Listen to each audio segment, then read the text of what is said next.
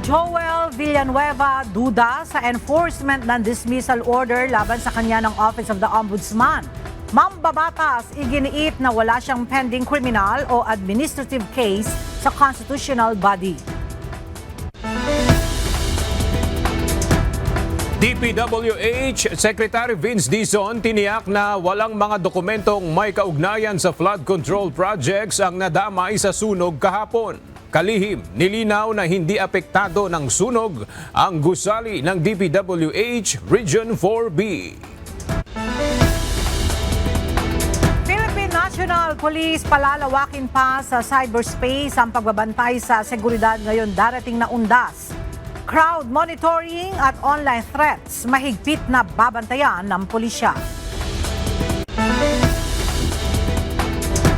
Department of Transportation nag-inspeksyon sa Ninoy Aquino International Airport upang masiguro ang kahandaan ng paliparan sa inaasahang dagsa ng mga pasahero sa darating na long holiday. Mga barkong maglalayag tapos ng masuri ng marina. At bagyong Salome, lalo pang humina ayon sa Pag-asa. Wind signal number 1 nakataas pa rin sa ilang lugar sa Batanes, Babuyan Islands at Ilocos Norte.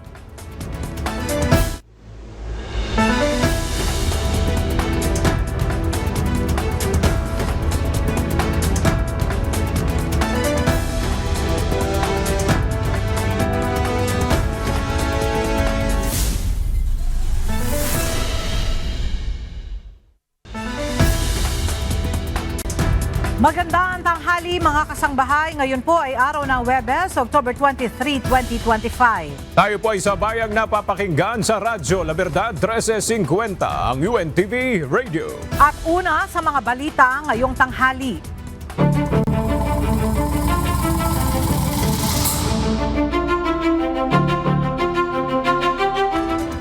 Posibleng bawiin ng Department of Trade and Industry o DTI ang lisensya ng 15 pangunahing kontratista ng flood control project sa bansa. Ayon sa DTI, hinihintay na lamang nila ang kumpirmasyon ng Independent Commission for Infrastructure o ICI bago tuluyang maglabas ng pinal na desisyon hinggil dito. Ang detalye sa report ni Jed Naresina. Nasa huling yugto na ng pag-aaral ang Department of Trade and Industry o DTI tungkol sa pagbawi sa mga lisensya ng Philippine Contractors Accreditation Board o PICAB ng top 15 flood control contractors sa bansa. No, we're still waiting for the final pending na. But we're on the final stages already of that, from those 15. Ayon kay DTI Secretary Maria Cristina Roque, hinihintay na lamang nila ang Independent Commission for Infrastructure o ICI upang matiyak na iisa lang ang kanilang mga pagkilos at pahayag hinggil dito. Of course, we can't divulge yet the names of the additional contractors or the contractors that have some violations, no, as we are still really investigating with the ICI, since ICI is really the investigating body regarding this issue of the flood control and issue with the contractors. Bukod pa sa top 15 contractors, inihayag ng kalihim na mayroon pang karagdagang contractors na isinumite ang DTI sa ICI upang imbestigahan. Gayunpaman tumanggi ang DTI chief na pangalanan o tukuyin ang mga karagdagang contractors na isinailalim sa investigasyon ng independent body. Of course, the 15 which was discussed already, and there are other more contractors also that that we need to investigate further. More, I can't really give the number, no, kasi as we go along dumadami. Kaugnay nito, binanggit din ni Secretary Roque na hihigpitan nila ang pag-aproba ng lisensya ng mga contractor kung saan hindi na PICAB board lamang ang magdedesisyon nito dahil ang mga aplikasyon ay dadaan muna sa Office of the Secretary ng DTI bago aprobahan ng board. Jen Neresina, UNTV News and Rescue. Diyos ang aming sandigan, serbisyo publiko ang aming pinahahalagahan. Maaring gumaan ang mga kasong kakaharapin ng mga sangkot sa flood control scandal kung ibabalik nila sa taong bayan ang mga ninakaw umanong pondo. Ayon sa Office of the Ombudsman, isang dating mambabatas naman mula Quezon City ang nagpahayag ng kagustuhang isiwalat ang lahat ng kanyang nalalaman kaugnay ng issue. Ang detalye sa report ni Ivan Alvarez. Posibleng mabawasan ang mga kasong isasampa laban sa mga sangkot sa flood control scandal kung makikipag-areglo sila sa Office of the Ombudsman at magsasagawa ng restitution o isasauli ang lahat ng kanilang ninakaw na yaman. Ayon kay Ombudsman Crispin Boying Remulla, makikipag-usap muli siya sa Presiding Justice ng Sandigan Bayan upang tuluyan ng ayusin ang mga pamantayan kung paano ang magiging proseso ng restitution sa pamamagitan ng plea bargain agreement. Plea bargain means lower charge, lower offense. Pleading guilty to a lower offense. Anya, hindi na bago ang usapang ito dahil nagawa na rin ito sa mga dating kasong nahawakan ng Ombudsman. Ngunit kailangan muna ng judicial clearance bago ito maipatupad. Giit pa nito, mayroon kasing mga nakakarating na impormasyon sa kanyang opisina na maraming mga sangkot sa katiwalian ang interesado rito. At may napasound off sa akin na may mga congressman daw na gusto lang nilang manahimik at hindi nila gagawin ulit. Nagsosoli pa sila sa mga contracts na kung saan nag-contractor sila. Marami naman gano'n. Samantala, mayroon ding nakuhang tawag si Ombudsman Remulla na isa umanong dating mambabata sa Quezon City ang gustong magsiwalat ng lahat ng kanyang nalalaman patungkol sa flood control scandal sa naturang lungsod. Hindi naman nagdetalye si Remulla patungkol sa kung sino ang politikong ito. Very early in the morning, isang kaibigan ko, parang siyang go-between sa isang congressman from Quezon City who wants to tell all. So, we'll wait. I will work on that. Kabilang umano sa mga nais ibunyag ng dating mambabatas ay ang kanyang mismong involvement. Paano ang umano'y kalakaran ng korupsyon pagdating sa mga proyekto ng gobyerno, maging magbigay ng mga karagdagang pangalan na sangkot rin sa issue. Ivan Alvarez, UNTV News and Rescue. Diyos ang aming sandigan, serbisyo publiko ang aming pinahahalagahan. Dumating sa Office of the Ombudsman ang isa sa mga dating district engineers ng Bulacan na sangkot sa mga maanumalyang flood control scandal na si Bryce Hernandez. Ang detalye sa report ni Ivan Alvarez live.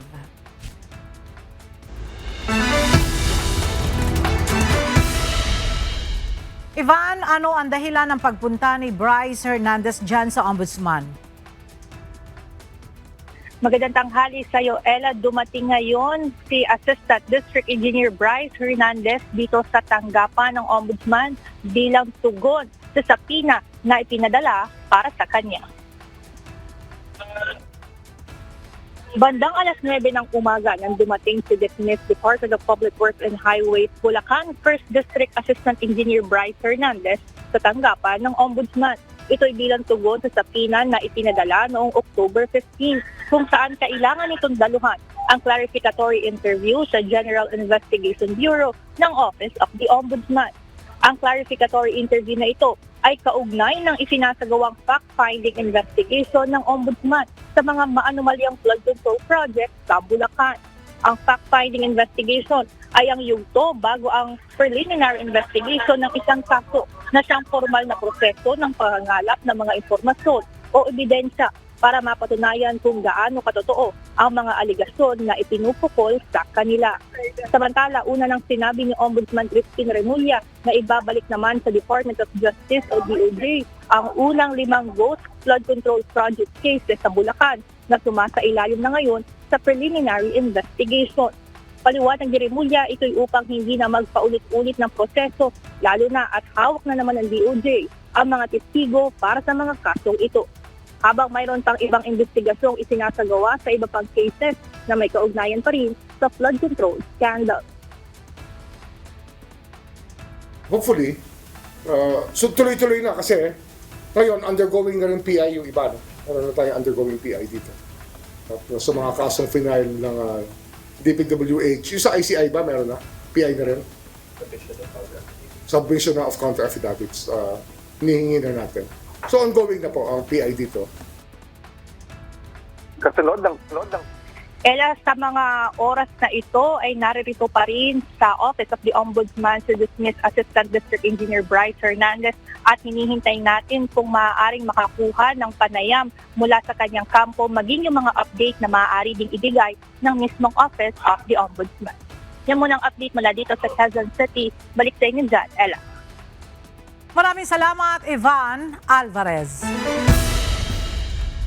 Irerespeto ng Senate Minority Bloc ang pipiliin ng mayorya na chairperson ng Blue Ribbon Committee. Ito ang inihayag ni Senate Minority Leader Bloc Alan Peter Cayetano sa pagbabalik ni Senator Panfilo Lacson sa pamumuno ng naturang komite. Narito ang report ni Asher Cadapan Jr.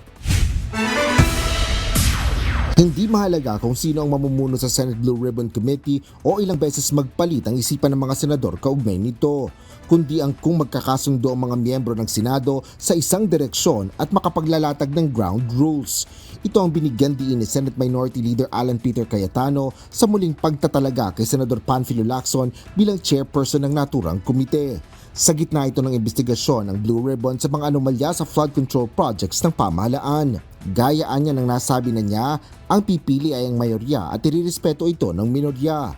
Patuloy rin silang makikipagtulungan kay Senador Lacson para sa diwan ng kooperasyon at transparency o kalinawan dahil ang kapakanan ng bayan ay lubhang mataas. Kaugnay nito, naglabas rin ng saloobin sa issue si Senate Deputy Majority Leader JV Ejercito. Para sa kanya, kahit sino ang maupo, ang mahalaga ay malaman ng tunay na mga salarin dahil naghihintay pa rin ng kasagutan ng taong bayan. Makikipagtulungan din anya siya sa sinumang maging chair ng komite para malaman ang pinagmula ng pinakamalaking skandalo, partikular na ang floodgates dahil sa mga sindikatong kriminal. Naninindigan din itong dapat tutukan ng modus para makapagbuo ng mga batas na makapipigil na maulit ang mga naturang klase ng krimen. Nauna nang kinumpirma ni Senate President Vicente Soto III ang muling pamumuno ni Senador Lacson sa Blue Ribbon. By November 10, we will re-elect or ask Senator Lacson to retake. And as far as our last conversation, and he has agreed. Alam niyang kailangan na. Sinabi rin ni SP Soto na hindi na magsasagawa ng pagdinig ang Blue Ribbon sa pangunguna ng acting chairperson nito na si Senador Erwin Tulfo. Wala pa rin pesa na nakatakda para sa susunod na pagdinig ng komite. Ngunit inaasahang iaanunsyo ito kasabay ng pagbabalik ng sesyon ng plenaryo sa November 10. Asher Cadapan Jr., UNTV News and Rescue. Diyos ang aming sandigan, serbisyo publiko ang aming pinahalagahan. Aalamin ang Commission on Elections o COMELEC sa Department of Public Works and Highways o DPWH ang natuklasan nilang mga nagbigay ng donasyon sa kandidato noong nakaraang halalan. Ayon sa COMELEC, nasa mahigit 20 na ang inisyal nilang nakita na nag-donate sa mga tumakbo. Narito ang report ni Dante Amento. Posibleng matapos sa linggong ito ang pag-aaral ng Political Finance and Affairs Department ng Commission on Elections o COMELEC sa Statement of Contributions and Expenditures o SOCE ng mga tumakbo noong nakaraang May 12, 2025 elections. Pagkatapos ay muling susulat ang COMELEC sa Department of Public Works and Highways o DPWH. Ito ay upang kumpirmahin kung public contractors ang mga nadiskubre nilang nagbigay ng donasyon sa mga kandidato noong halalan. Ayon kay Chairman George Erwin Garcia, sa ngayon nasa 26 na kontraktor na ang kanilang nakita na may donasyon. 26 ang aming nakita ng mga contractors na posibleng lumabag doon sa unlawful illegal contribution. And therefore, kinakailangan namin by next week hanggang Monday ay mai-request ang confirmation mula sa DPWH. Dagdag pa ng COMELEC kapag nakumpirma nilang public contractors ang mga ito, gagamitin nilang ebidensya ang certification ng DPWH sa posibleng pagsasampa ng kasong kriminal. Bawal sa Omnibus Election Code ang isang public contractor na magbigay ng donasyon sa kandidato. Basta magkaroon ng confirmation lang ang ating pong DPWH na sadyang mga public works contractors, yung mga kontratista na nagbigay o nag-donate sa kanila. Sa inisyal ding investigasyon ng Political Finance and Affairs Department ng COMELEC, mahigit 10 kandidato ang tumanggap ng donasyon noong nakaraang halalan. 6 ang tumakbong senador, 2 party list groups, 3 legislative district candidates, 1 national political party at 2 kandidato sa pagkagobernador. Dante Amento, UNTV, News and Rescue. Diyos ang aming sandigan, serbisyo publiko ang aming pinahahalagahan. 16 ang kamag-anak sa pamahalaan ni Speaker Bogie D. III batay sa isinapubliko nitong Statement of Assets, Liabilities and Net Worth o SALN. Aabot din sa mahigit 74 million pesos ang net worth ng House Leader. Ang detalye sa ulat ni Rosa Licos. Bumibilang sa 16 ang kamag-anak sa gobyerno ni Speaker Bogie D. III. Nakasaad dito sa isinapublikong Statement of Assets, Liabilities and Net Worth o SALN ng House Leader. Mayroon itong kaanak sa Kamara, mga lokal na pamahalaan sa probinsya ng Isabela at Department of the Interior and Local Government Philippine Commission on Women. May pamangkin din itong Philippine Ambassador sa Switzerland. Samantala, batay din sa isinapublikong SALN, mahigit 74 million pesos ang net worth ni Speaker Bogie. Lagpas 121 million pesos ang halaga ng total assets nito, samantalang 47 million pesos naman ang liabilities. Naniniwala naman si House Deputy Minority Leader at Akbayan Party List Representative Percy Sandanya na sa pagsasapubliko ng SALN ng House Speaker, mahihikayat na rin ang ibang miyembro ng Kamara na kusang isapubliko ang kanilang SALNs. Noon pang Setyembre nang isapubliko ng Akbayan Reform Bloc ang kanilang SALN. Kaya matapos kumasa ang House leadership sa hamon ng akbayan, dapat na rin anyang sumunod dito ang Presidente, Vice Presidente, Gabinete, Senado at iba pang constitutional bodies. Ipinag-utos naman ng House Speaker ang muling pagbuo sa Statement of Assets, Liabilities and Net Worth Review and Compliance Committee ng Kamara. Layunin nito na magtakda ng mga panuntunan sa filing, review, disclosure at access ng SALN ng mga miyembro, opisyal at empleyado ng House of Representatives. Itinalaga namang chairperson ng SALN Review and Compliance Committee si House Deputy Speaker at South Cotabato 2nd District Representative Ferdinand Hernandez. Rosa Licos, UNTV News and Rescue. Diyos ang aming sandigan, serbisyo publiko ang aming pinahahalagahan. Hinikayat na ni Kamanggagawa Party List Representative Ellie San Fernando ang mga kapwa kongresista na isapubliko na ang kanilang Statement of Assets, Liabilities and Net Worth o SALN. Ito ay matapos maglabas ng SALN ng ilang House minority members, gayon din si House Speaker Bogie III. Mula sa House of Representatives, nagbabalik si Rosalie Coz live.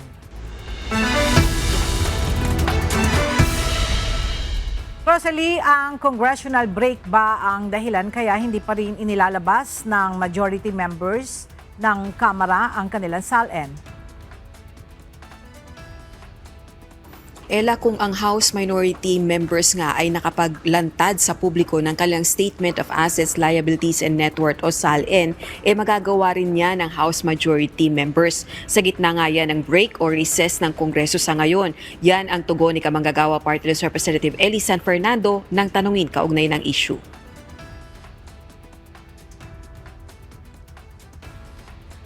Gate pa nito, dapat pamarisyan ang ginawa ni House Speaker Bogie D. III na naglantad na rin ang kanyang SALN sa publiko. Pakinggan natin ang pahayag ng kongresista. Dapat pamarisan ito ng mga members of the House of Representatives. Kung wala pong tinatago ang ating mga kabaro, mga kasama dito sa House of Representatives patungkol sa kanilang yaman at sa kanilang assets, liabilities and net worth, ilabas na po natin yung SALN natin. Sundan na po natin ang Speaker of the House na naglabas ng kanyang SALN. Kabilang si San Fernando sa 8 minority members na naglabas na ng kanilang SALN. Welcome din sa kongresista ang ipinag-utos ni Speaker Bogie na muling pagbuo sa SALN Review and Compliance Committee. Pero may suhestyon ito sa bubuing polisiya kaugnay ng SALN release ng House of Representatives. Tingin ko dapat sa pinakamadali at pinakamabilis na paraan na ma-release yung SALN, dapat ma-access yan. Wala na masyadong burokrasya. Dagdag pa nito, mas mainam rin kung ipopost sa website ng House of Representatives ang SALN ng House members. Balik sa iyo, Ella. Maraming salamat, Rosalie Coz. Kailangang aprubahan ng Supreme Court and Bank ang request bago maisapubliko ang Statement of Assets, Liabilities and Net Worth o SALN ng Justices. Ayon ito kay SC spokesperson, Attorney Camille Ting. Sinusunod nila ang kautusan noong 2012 kung saan ang request ay inihahain sa Office of the Clerk of Court upang mai-endorse sa SC and Bank para sa deliberasyon at approval. Ang pahayag na ito ay sa gitna ng hinaing ng publiko sa mga public official na maglabas ng SALN dahil sa umano'y katiwalian sa gobyerno. Duda si Senator Joel Villanueva sa enforcement ng dismissal order ng Office of the Ombudsman laban sa kanya. Sa kopya ng ilang dokumento na ibinahagi ng senador, iginiit nito na wala siyang nakabinbin na kahit anumang kaso sa Ombudsman. Mula sa Senado may report si Asher Cadapan Jr. live.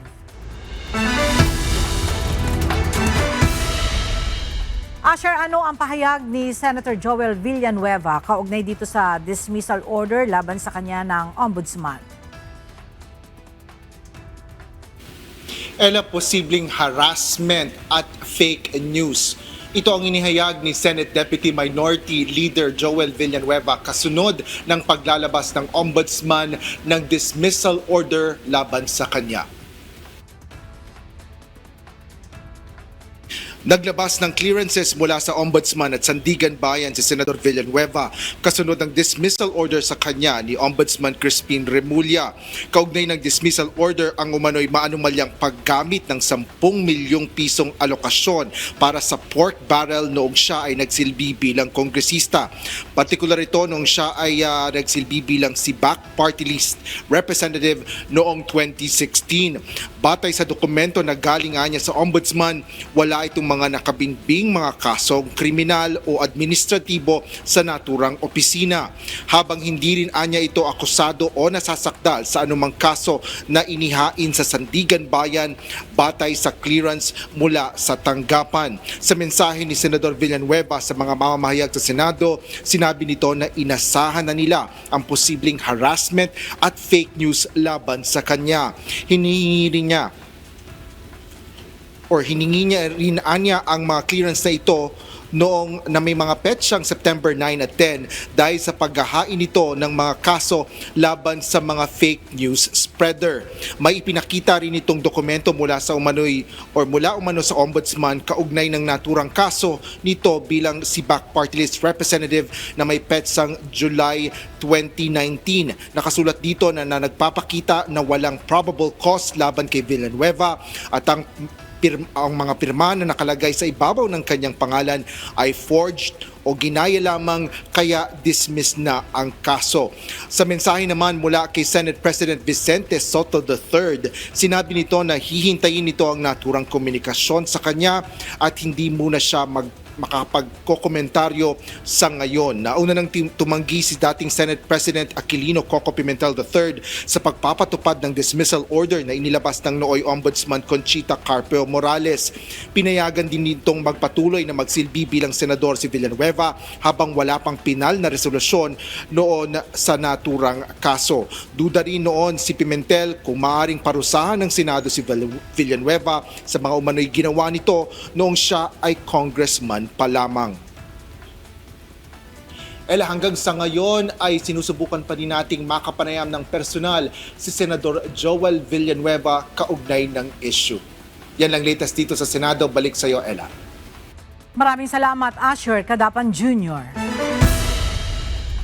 Pinag-aaralan ng Department of Labor and Employment o DOLE ang epekto sa trabaho ng anomalya sa flood control projects. Sa budget deliberation ng DOLE sa Senado kahapon, sinabi ni Labor Secretary Bienvenido Laguesma na tinutukoy nila ang mga manggagawa na apektado ng anomalya sa flood control projects. tinatrack ng DOLE ang mga empleyado na na-terminate na o naalis sa trabaho kung saan ang karamihang dahilan ay completion of project.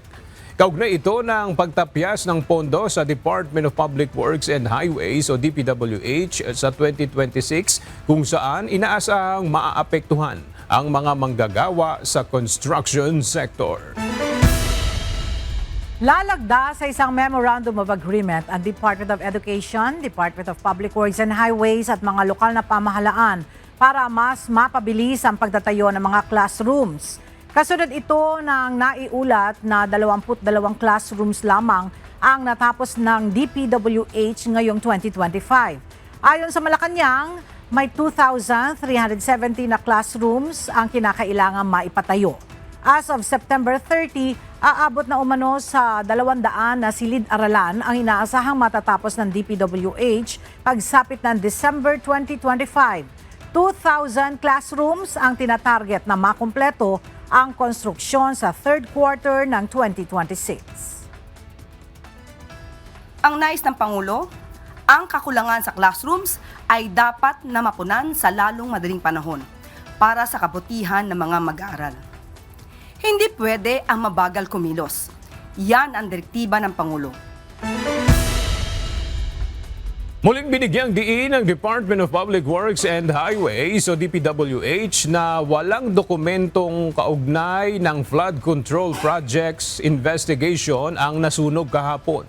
Nilinaw din ni Secretary Vince Dizon na hindi apektado ng sunog ang Region 4B building ng DPWH. Mula sa Maynila, makipalita tayo kay Jed Neresina live. Jed, anong mga dokumento ang ng DPWH yung nasunog kahapon? At may mga hakbang ba sila para maprotektahan yung mga dokumentong may kaugnayan sa flood control issue?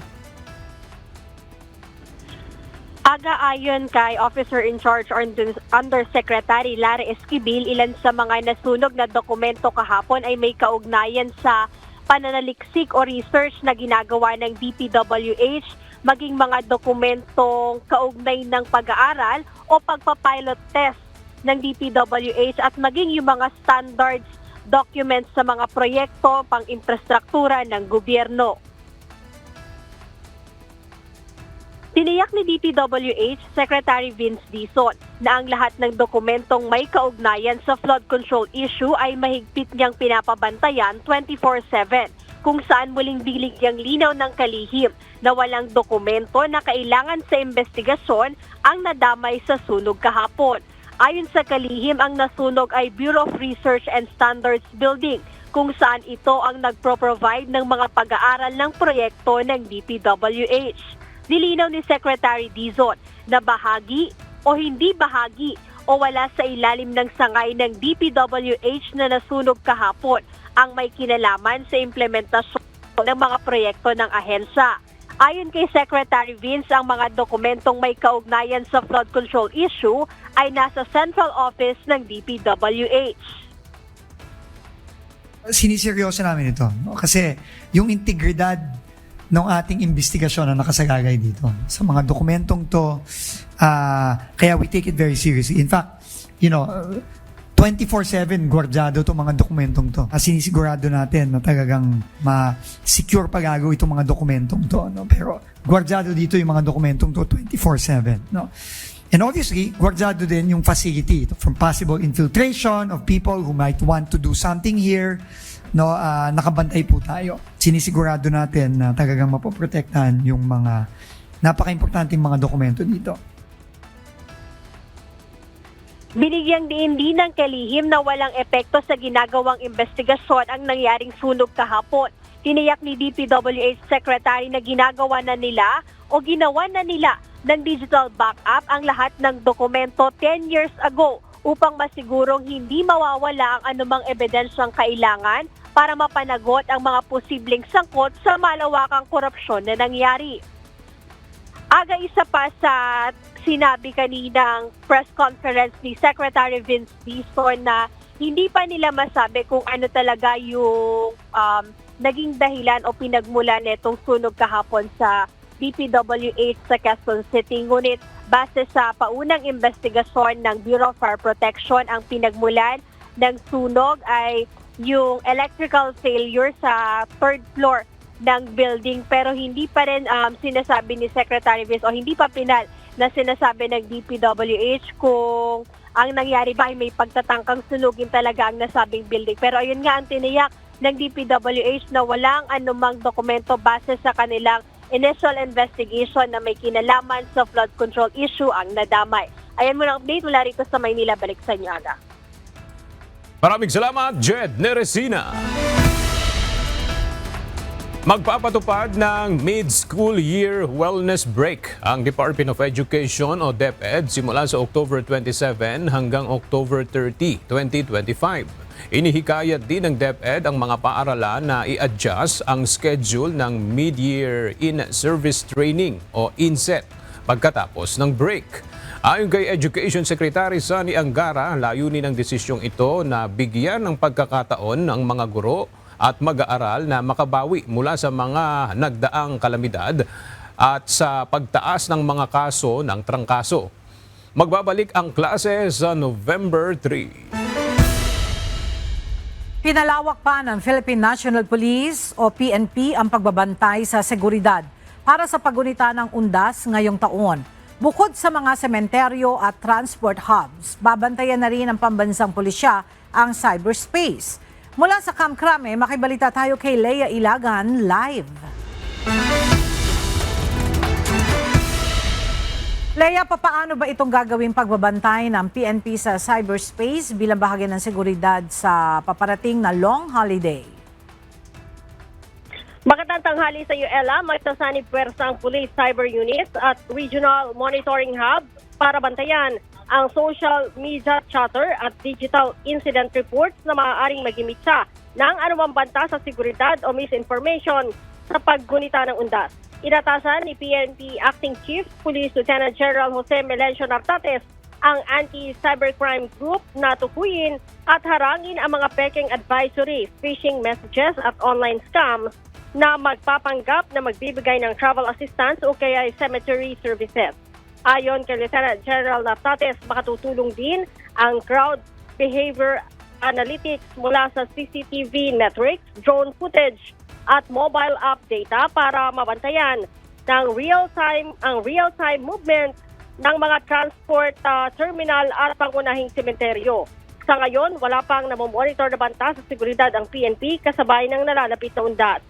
Nasa 25,300 na pulis at 22,000 force multiplier na ang i-deploy sa buong bansa para magbantay sa seguridad at para sa kaligtasan ng publiko.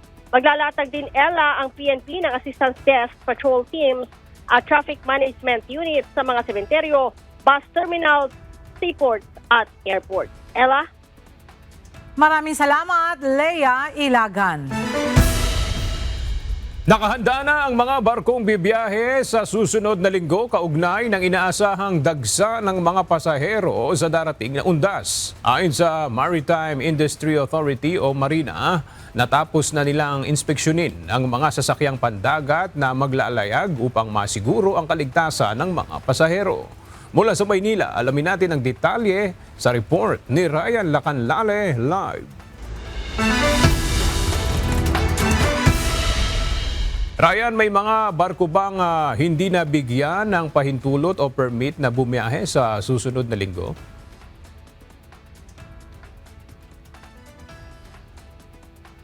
So, ang kinaisin na muna yung safety certificate, ibig sabihin ay hindi muna yan pinapayagang bumiyahe. Pero sabi ng Marina, mayroon pa lamang pagkakataon niya ang mga yan para ayusin yung kanilang problema at payagan silang makabiyahe. Noong isang linggo, natapos na ng Maritime Industry Authority ang kanilang pag-inspeksyon sa mga barko na bibiyahe sa susunod na linggo, kung saan inaasahan ng pagdagsa ng mga pasahero na uuwi sa mga probinsya. Sabi ng Marina, ngayong taon, sinimulan na nila ang kanilang bagong sistema sa pag-inspeksyon ng mga pasaherong barko kapag may papalapit na holiday o may inaasahang dagsa ng mga pasahero. kung saan hindi na nila isinasabay sa panahon ng bansa ng pasahero ang kanilang ginagawang mga pag-inspeksyon sa mga barko. We call it intensified compliance inspection or monitoring. And we started this last April before the Holy Week peak period. So we repeat the same program now before Undas.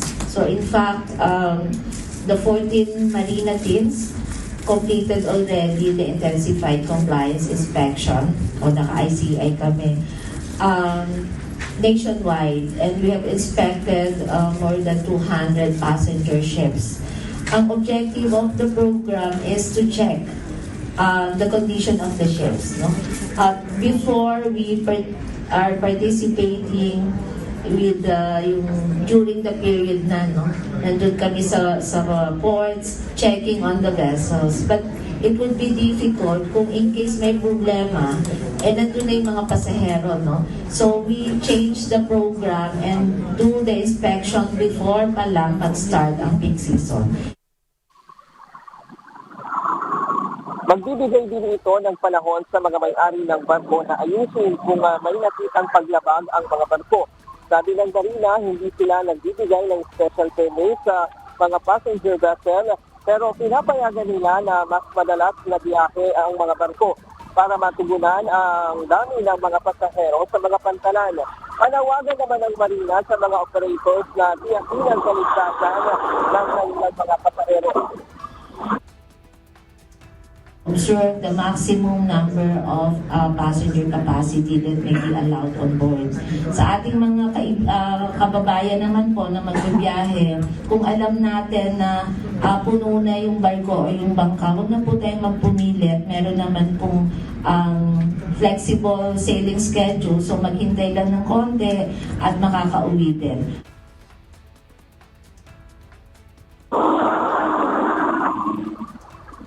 Lamang hindi mabuti ang schedule ng pag-uwi habang mayroon pang panahon para maiwasan magpakasakali sa mga pantalan at masira ang iyong biyahe pauwi sa mga probinsya.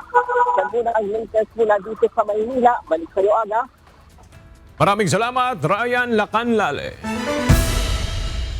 Ininspeksyon kaninang umaga ng Department of Transportation ang Ninoy Aquino International Airport upang makita ang pagiging handa ng paliparan sa inaasahan dagsa ng mga pasahero sa darating na undas. Mula sa NAIA Terminal 3, makibalita tayo kay Benedict Samson live.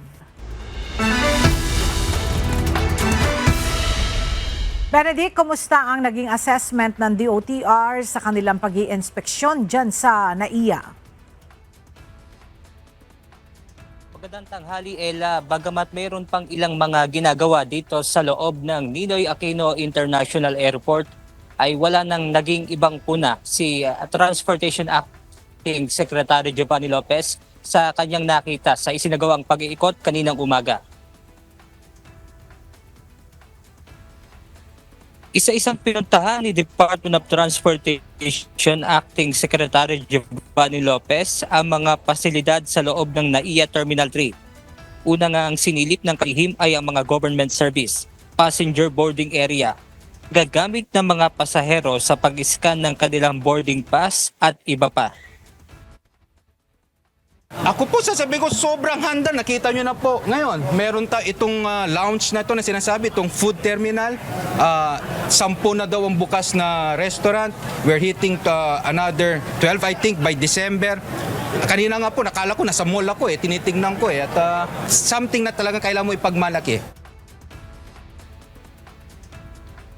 Ayon naman kay New NAIA Infrastructure Corporation General Manager Lito Alvarez, kayang-kaya nilang i-accommodate ang nasa mahigit 1.3 milyon na inaasahang dadagsang pasahero. Ngayon, kung mapapansin nyo, nag-improve ng husto ang passenger experience. Dito natin makikita ang pakikipagtulungan ng mga airlines at other stakeholders. Ang on-time performance ngayon ng NAIA ay lumalampas na ng 85%. May days pa nga ng 90%. So napakalaking bagay niyan. Iyan ay lampas sa global standard na 85%. Ella, nilinaw naman ni Acting Secretary Lopez na nananatiling pagmamayari na gobyerno itong NAIA at ang pribadong sektor naman ang nangangasiwa sa operations at maintenance dito sa loob at labas nito ng paliparan. At yan muna ang ating update mula rito sa NAIA. Balik sa inyo dyan, Ella. Maraming salamat, Benedict Samson. Mananatili ang Level 4 fuel surcharge sa buwan ng Nobyembre ayon sa anunsyo ng Civil Aeronautics Board o CAB. Sa ilalim nito, maglalaro sa 117 pesos hanggang 342 pesos ang fuel surcharge para sa mga domestic flight. Habang maglalaro naman sa halos 400 pesos hanggang 3,000 pesos ang fuel surcharge sa mga international flights. Ang level 4 na fuel surcharge ay nananatili noon pang buwan ng Agosto. Handang buhayin ng Senado ang in-archive na articles of impeachment laban kay Vice President Sara Duterte. Ito ay matapos na manaig sa Senate plenary ang paglalagay nito sa imbakan ng mga dokumento kamakailan. Narito ang report ni Mia Alonzo. Tiniyak ng Senado na nakahanda sila sakaling bawiin ng Korte Suprema ang naunang desisyon nito na nagpatigil sa proseso sa impeachment case ni Vice President Sara Duterte. Matatanda ang ipinahinto ang impeachment proceedings alinsun sa unanimous decision o nagkakaisang pasya ng Supreme Court na nagpapawalang bisa sa articles of impeachment. Bunsod nito, inilagay muna ng Senado sa archive ang mga articles of impeachment habang hinihintay ang magiging pinal na desisyon ng Korte Suprema. Kamakailan naghain ng petisyon sa Supreme Court ang ilang individual na tumututol sa nasabing desisyon. Kaya naman ayon kay Senate President Vicente Tito Sotto III, sakali mang baguhin ng hukuman ng desisyon, ay handa sila na muling buksan ito. Personally, yes, the answer is in the affirmative. Yes, I will be prepared. Yes. If the Supreme Court says they are reversing their decision, then we will move to reclaim the articles of impeachment in the archives. Samantala, sa inilabas naman na resolusyon ng Korte Suprema, sinabi ng hukuman na noted ang petisyon ng mga individual na tumututol sa naging desisyon na pagpapawalang bisa sa impeachment case laban kay Vice President Sara Duterte. Kaugnay nito, hiniling din ng mga petitioner na magdaos ng oral arguments o pagdinig ang Supreme Court sa kaso. Mia Alonzo, UNTV News and Rescue.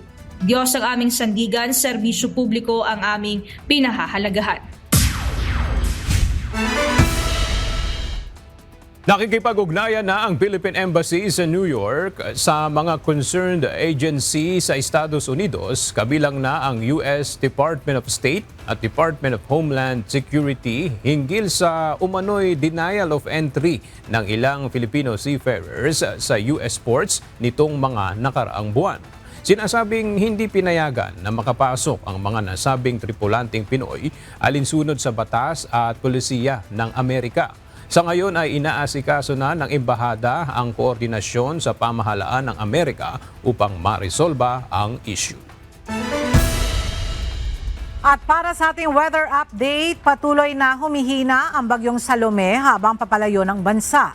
Nakataas pa rin ang tropical cyclone wind signal number 1 sa ilang bahagi ng extreme northern Luzon. Magandang tanghali po sa ating lahat. Ito po ang ating 11 AM update ukol dito sa bagyong Salome. Kanina nga pong alas 8 ng umaga, ganap na ito naging tropical depression o mas humihina na. At ngayong alas 11, meron na lang po itong taglay na hangin na aabot sa 45 kilometers per hour at pagbugso na aabot sa 55 kilometers per hour habang binabaybay ang Balintang Channel. Meron pa rin po itong taglay na hangin nga po na 45 kilometers per hour. So medyo may kalakasan pa rin po yung hangin natin. Kaya kahit tropical depression na lamang ito ay mag-ingat pa rin po yung ating mga kababayan. Sa ngayon nga kumikilos pa rin po ito pa southwestward.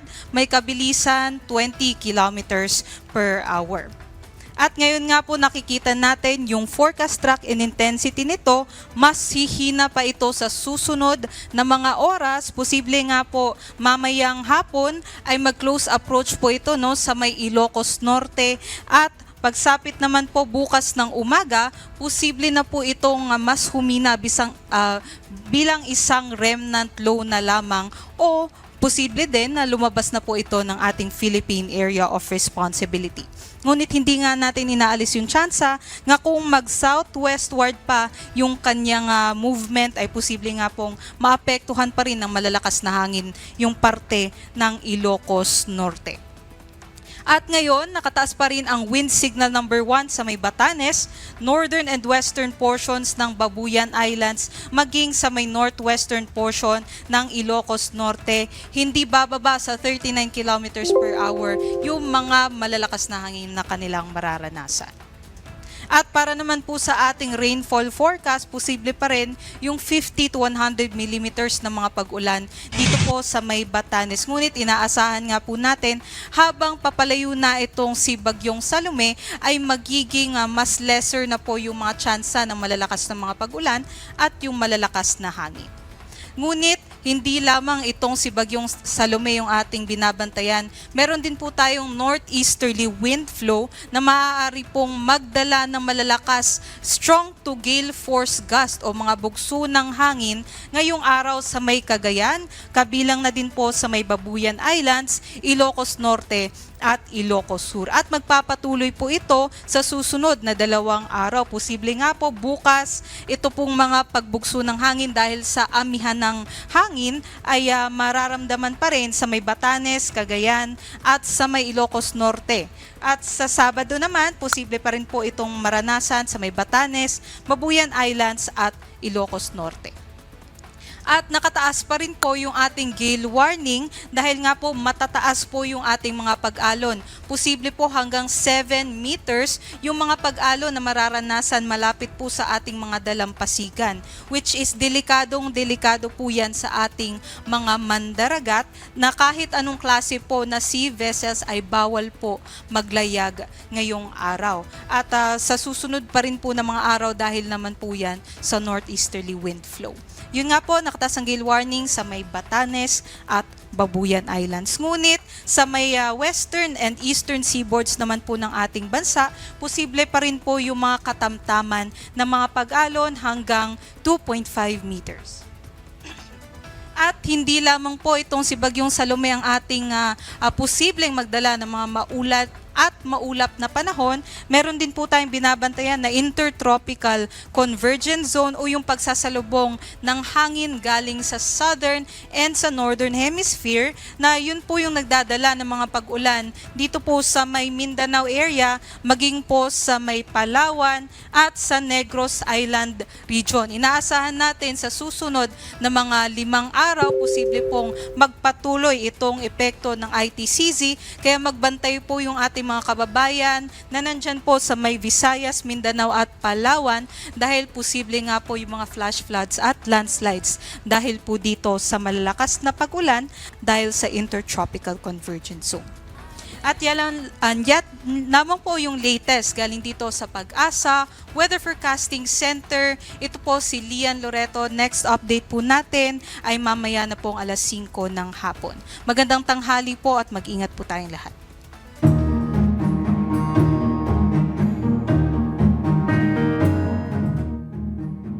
Natagpuan na ng mga otoridad ang bangkay ng mag-asawang kapwa senior citizen na sina Eli at Thelma Ubatay na natabunan ng landslide sa barangay Palakapaw, Quezon sa Bukidnon na nangyari noong October 18.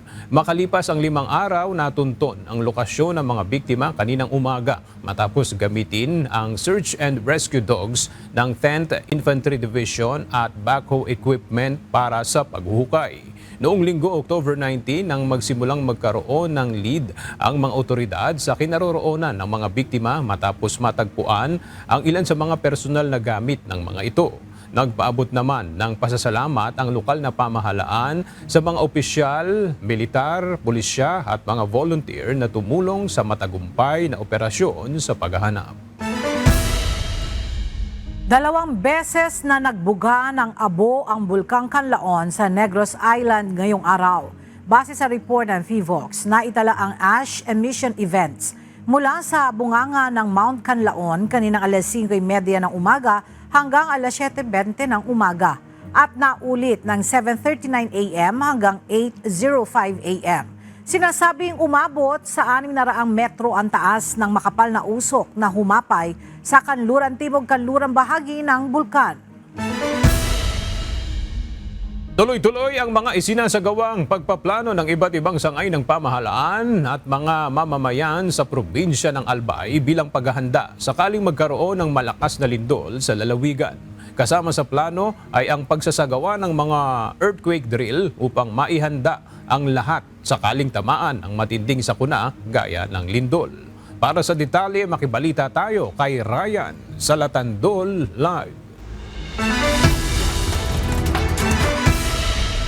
Ryan, ano-ano ba yung mga paghahanda na ginagawa dyan sa Bicol sakaling tumama yung malakas na lindol? Yes, Aga, magandang tanghali. Tuloy-tuloy nga ang isinasagawang mga seminars, training at mga earthquake drill ng lokal na pamahalaan katulong ang Albay Public Safety Office sa mga residente at sa mga nagmamay-ari ng mga establishmento sa probinsya ng Albay. Aga, dahil sa mga malalakas na lindol na naramdaman sa iba't ibang lugar sa bansa, patuloy ang paghahanda ng pamahalaang lokal ng Albay sakaling makaranas din ng malakas na pagyanig sa lalawigan. Patuloy na nakikipagpulong ang Albay Public Safety and Emergency Management Office o APSEMO sa mga may-ari ng mga hotels, establishment at religious sectors upang magpaibayo ng koordinasyon at magbuo ng earthquake preparedness plan. Isinasagawa rin ang mga earthquake drill sa malalaking lugar tulad ng mga mall at paaralan upang makapagbigay ng kaalaman ang mga mamamayan kung ano ang dapat gawin sa oras ng lindol. Magkakaroon din ng mga safety seminar para sa mga tauhan at tenants ng mga establishmento upang mas mapalakas ang kanilang kahandaan sa pagtugon sa totoong sitwasyon ng lindol. At Aga, sa ngayon ay ang Bicol Region ay nakapagtala ng mahigit kumulang 1,500 na lindol dito sa Bicol Region. Ito yung mga lindol na mahihina hanggang moderate ang intensity. Ibig sabihin, hindi na ito nararamdaman ng tao kundi ng mga instrumento ng PHIVOX. Sa kapagtala lamang ng isang araw na walang lindol dito sa Bicol Region, ito yung October 8. At yan muna ang latest live mula dito sa Bicol Region. Balik sa iyo. Okay, maraming salamat, Ryan sa Latandol. Pinagkalooban ng Department of the Interior and Local Government o DILG ng 65,000 pesos na tulong pinansyal ang isang nagbalik loob na rebelde sa Catanduanes. Idinaos ang seremonya kahapon, October 22 sa Capitol Virac, kasama ang mga opisyal ng DILG, PNP, Philippine Army at local officials. Ang naturang benepisyaryo ay ang ika-19 na rebel returnee sa lalawigan at una nang nakatanggap ng 100,000 pesos mula sa provincial government. Hinikayat naman ng DILG ang iba pang miyembro ng rebelding grupo na sumuko at magbagong buhay. Yun, ina-encourage natin sila lahat kasi talaga yung ating government serious, very serious dito sa programang ito. In fact, yung provincial government talagang allocate ng malaking amount just in case na marami yung pumapa. So kaya nga, we encourage them talaga. Yung lahat na, kahit na yung mga militiamen na andyan sa tabi-tabi, pwede po kayong mag-avail ng programang ito.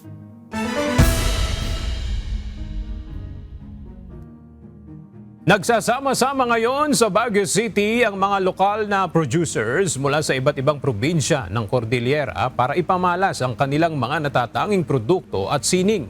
Ang market exhibit na ito ay bahagi ng Festival of Festivals 2025 na layong itampok ang yaman ng kultura at kabuhayan ng rehiyon. Ang detalye ay hatid sa atin ni Grace Doctolero live. Grace, ano-anong mga produkto ang tampok dyan sa exhibit? Yes, Aga, binuksan na nga ang market exhibit sa Malcolm Square na tampok ang mga produkto at sining mula sa iba't ibang probinsya ng Cordillera. Layunin nito na tulungan ang mga micro, small and medium enterprises na ipakilala ang kanilang produkto sa mas malawak na merkado. Ang exhibit ay handog ng DOT at DTI kasabay ng Philippine Experience Program na nagtatampok ng sining, kultura, pamana, kalikasan at pagkain ng rehiyon. Well, this is actually an exhibit of the different provinces, no, primarily. So, invite natin ang province of Kalinga, province of Apayao, province of Benguet, Mountain Province, tapos yung Abra and Apayao. And of course, City of Baguio na rin, no, because tomorrow is the Festival of Festivals celebration. So together with the Department of Trade and Industry, so we now have them here at the Malcolm Square para our visitors can be able to also see kung ano yung mga products of the different provinces, at itinaon din natin ito dun sa ating flagship program ng Department of Tourism under our Secretary Cristina Garcia Frasco, yung Philippine Experience Program. Siyempre malaking impact nito sa kanila, no? Sobrang ito ginagamit natin to as a platform for them, no, makalink sa ibang mga markets. So they are given the opportunity maipakita nila yung mga product nila pag especially dito sa Baguio. We know that Baguio is a tourist hub. So it's a good opportunity for them to show their products to especially to our tourists and our visitors. Ang market exhibit ay bukas hanggang October 26 sa Malcolm Square. Layunin ng DOT at DTI na itampok ang kultura at kabuhayang Cordilleran sa buong bansa. At yan muna ang balita mula dito sa Baguio City. Balik sa iyo, Aga. Maraming salamat, Grace Doctolero.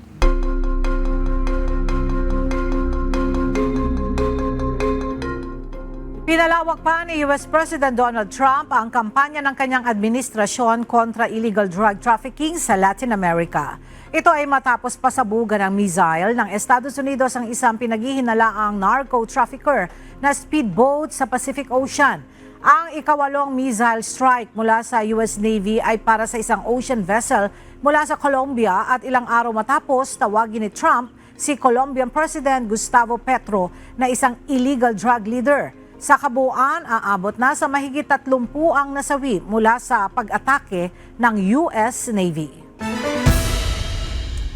Inamin ng direktor ng Louvre Museum na si Lawrence Descars na walang gumaganang kamera sa bahagi ng gusali kung saan nakapasok ang mga magnanakaw ng French crown jewels na nagkakahalaga ng 88 million euro. Sinabi ni Descars sa mga senador ng France na luma at mahina na ang CCTV system ng museo at nakatutok pa sa maling direksyon ang tanging kamera sa labas. Dahil dito, hindi na-monitor ang mga magnanakaw na umakyat sa Gallery of Apollo kung saan ninakaw ang 8 alahas kabilang ang korona ni Empress Eugenie. Aminado si Descars na may malaking kakulangan sa seguridad ng museo at tiniyak niyang sisimulan ang pagpapabuti ng sistema sa unang bahagi ng 2026. Naniniwala si US President Donald Trump na maaari magkaroon ng malaking impluensya si Chinese President Xi Jinping kay Russian President Vladimir Putin pagdating sa usapin ng pagtatapos ng digmaan sa Ukraine. Ayon kay Trump, si Xi ay isang malakas at iginagalang na leader na posibleng magpabago ng takbo ng usapan sa pagitan ng Russia at Ukraine. Aminado rin si Trump na dismayado siya kay Putin dahil wala naman anyang nagiging malinaw na resulta kahit maganda ang kanilang madalas na pag-uusap. Kaya naman, inanunsyo ng US Chief na kanselado na ang nakatakdasa na nilang pagpupulong ni Putin sa Hungary dahil ayaw umano ni Trump na masayang ang kanyang oras sa isang walang saysay na pagpupulong. I think he can have a big influence on Putin. I think he can have a big influence on a lot of people. Look, he's a respected man. He's a very strong leader of a very big country. Yeah, I think he can have a big influence. And we will certainly be talking about Russia, Ukraine.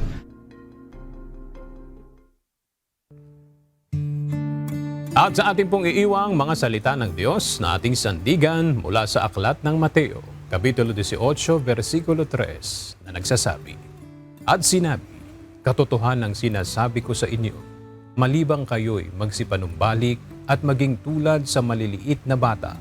Sa anumang paraan ay hindi kayo magsisipasok sa kaharian ng langit.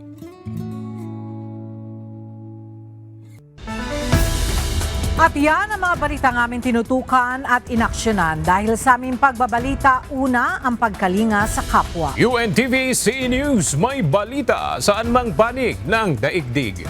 At dito sa UNTV, Diyos ang aming sandigan, serbisyo publiko ang aming pinahahalagahan. Magandang tanghali.